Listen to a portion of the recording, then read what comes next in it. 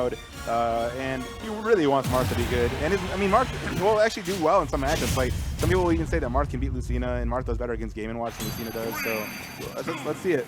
Earl's got a very versatile player. He's got all the sword characters. He's also got the Pocket Lucina and the Pocket Kenjamin, Ken Masters that he busts out every now and again. That's Interroar, yeah. It's a squad strike crew right there. Yeah, he's got some interesting stuff. Marth, though, MKLeo been playing him lately, and then you start to see him pop up a little bit more at your locals. Psycho went all Marth today, kind of at the mid-level. So you see some players that are just saying, you know what, I want to try to make this character work. It's the kind of character, though, with slight inconsistencies, much harder to get the consistent tippers. Then you look at Marth versus Lucina, the tippers are almost not worth it. Like, you only kill 10 to 15% earlier at best if you hit the inconsistent hitbox.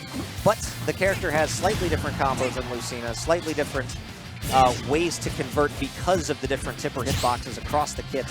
Meanwhile, we've seen plenty of Chrom, lots of different moves. We've seen the jab back airs that confirm. We've seen down tilts essentially be the gateway to so many different options.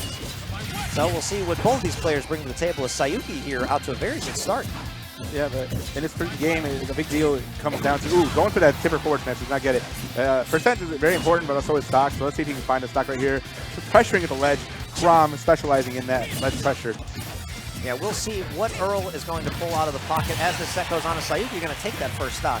Earl been practicing a lot with Big Mac, who's also been playing a lot of Lucina, so he's definitely, at some level, been playing a lot of Swordy Dittos.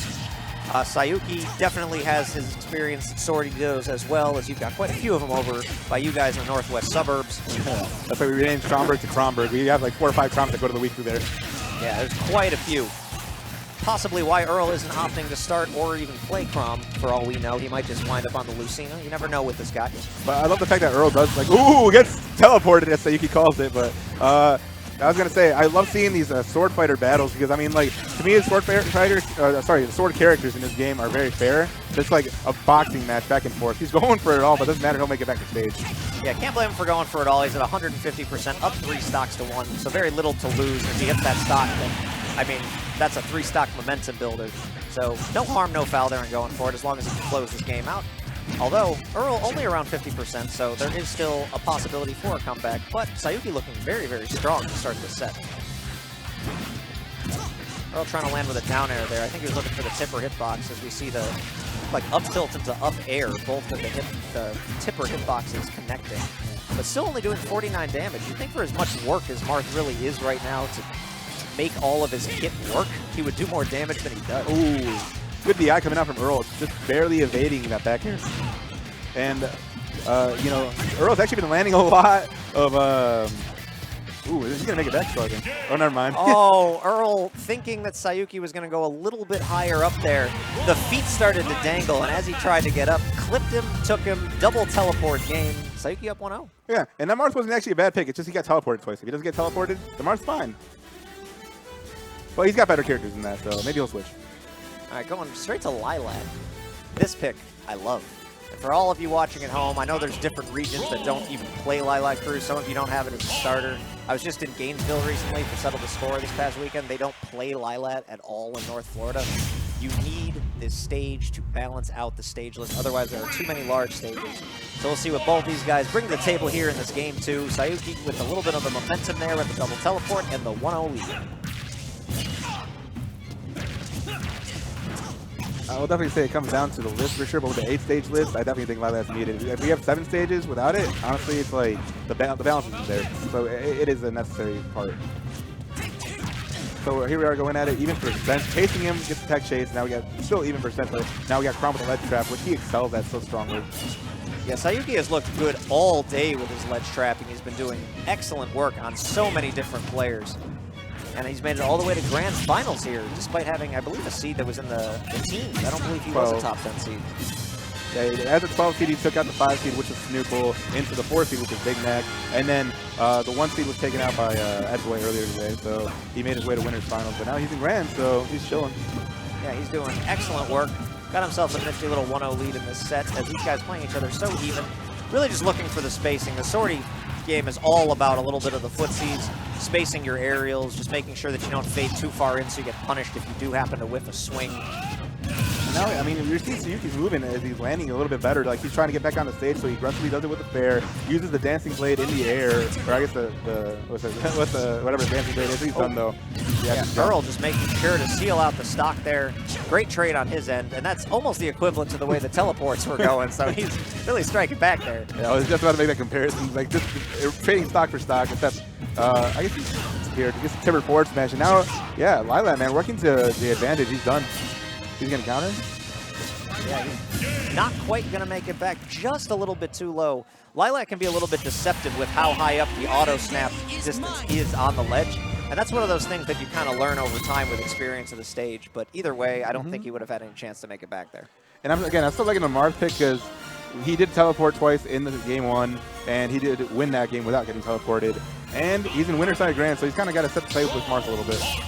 Yeah, it was looking a lot better. That stage, though, really benefiting him. The tipper connecting off of the Lylat platform, so you can tell right there that might have been the reason he wanted to pick it. It's just at that right level above. So now we're going to go to Smashville on Sayuki's counter pick to see if he can obliterate Marth in some early stocks. Ooh, that's 26 for rolling behind him. Don't want to do that. Ooh, these sounds, man. The sounds of these swords. Marth and also Earl landing a lot of tippers throughout the set, but fortunate for Chrom, every hit is a tipper hit. Yeah, every hit is a tipper hit, and every move is quick and can confirm into other moves. He's gonna. Ooh. I would have preferred he went to the left side just to save himself in this scenario. And he's going to be gone off of that double jump. That was a really, really good off-stage sequence there from Earl, going for the really high up B just to force Chrom down below, getting the counter, but Sayuki answering in a hurry. Man, I love this, man. The sword fighters on Smashville, no punches will be pulled here. Another up B, another good chunk of damage. These two playing each other dead even in this game. Tipper. Wow, and that is going to kill, and that is one of the few instances where Marth is better than Lucina, because that would not have killed with Lucina. 100%, and now you got this immaculate spacing coming out from Earl, man. And you got to when you're playing as Marth and you're winning, you're having an amazing time. Earl, with one of the things that I honestly personally believe is one large weaknesses in the player is that with up B on stage, he really, really likes to go for those out of shield, but his personal neutral spacing is just so good that he doesn't need to do it. Has an excellent edge guard there. Seals out that game in under a minute and a half. These guys throwing out haymakers on each other. Well, I'm going to say it, man. This tournament experience is really good for Sayuki. It's a really good eye-opener, because then he can review the VODs and see where he might have fallen short and maybe get it next time. But he's not out of it yet. Again, he's still in the set. So if he takes 2 games, he can reset it. Yeah, it's never over till it's over. That's why we play the games. Not everything goes on paper as according, especially in today's bracket, as a lot of upsets getting pulled. And Sayuki, not even necessarily benefiting, just pulling quite a few upsets on his own, playing excellent Smash, beating a number of PR players and former PR players en route to this Grand Finals. Excellent run from him, regardless of how this set finishes. So now he's going to try to force a Game 5 in this first set of Grands, as Earl looks to take home the entire tournament. Yeah. Looking for the color swap too, he often switches between the default Chrom and the red Chrom. Gonna see, I mean, sometimes you need to change something in-game or out of game to just like make sure you don't tunnel vision. Oh, absolutely. Plus, on a personal note, big fan of the red Chrom. That is the correct costume. It's a really good choice, yeah, absolutely. Look how sharp he looks. But you gotta get on stage. I really like that both of these two are actually playing the correct skins in this game for their particular games. As Sayuki finally going to make it back up to that platform. Let's see if he can reverse fortune here. Trying to pressure him there, does not. He's looking for the spacing on tipper bear, which would have done it. Looking for an air dodge is Sayuki though. Earl opting for the forward air off of that punish on the platform because I think he was worried about the forward smash not quite reaching. Marth's sword a little bit smaller than it once was. And we actually saw it from Leo at Summit, kind of like spacing himself out for tipper forward tilt, but instead he gets the counter, man. Sayuki recovering a little bit high just to see if Earl would react to it. Earl been excellent with those counters. However, not much you can do about jab back air. That is a very excellent confirm. Hitting him every time. Love to see it.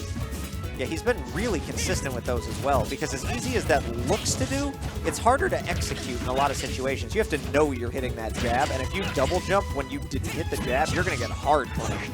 Ooh, he actually had a good call out there on the forward smash. Had he charged like a frame longer, Earl would have been exploded.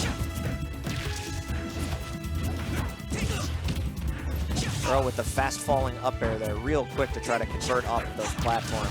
I like the option, but unfortunately Yoshi's platform's a little bit too high for it. So you're just missing that neutral beat. That would have been a stock for sure. I think the plant actually helped him out in that scenario. All right, Sayuki's recoveries in general have been a lot better, but let's see what he can do now that he's off stage again. All right. Yeah, Earl gonna run off counter. There are certain matchups that it's just very, very difficult for certain characters to recover. This is definitely one of them. With a nice try, gets the tip forward air, tip and smash. He jumped too. He's done. Oh no. Perfect distance on that up B. One of the only ways you could actually get around that counter is to snap the ledge as the counter swing is coming out. Ooh, and he got that down, so we had a lot of the Arcadian, but this is not an Arcadian, so Sayuki's got to do a lot of work if he wants to bring this to a game 5. All right, the quick up B snap. Really kind of hanging by a thread here. The classic, now to stock down a game. Earl looking to put him away. Gets him off stage again, but Sayuki with another good recovery. Despite how the set has been going, not in his favor, the recoveries have been better. Did not for the counter, just staying and holding stage. Actually a really good choice, but that's going to do it. Nice try. Yeah, Sayuki gonna try to recover high again. Earl was ready for it just about every time.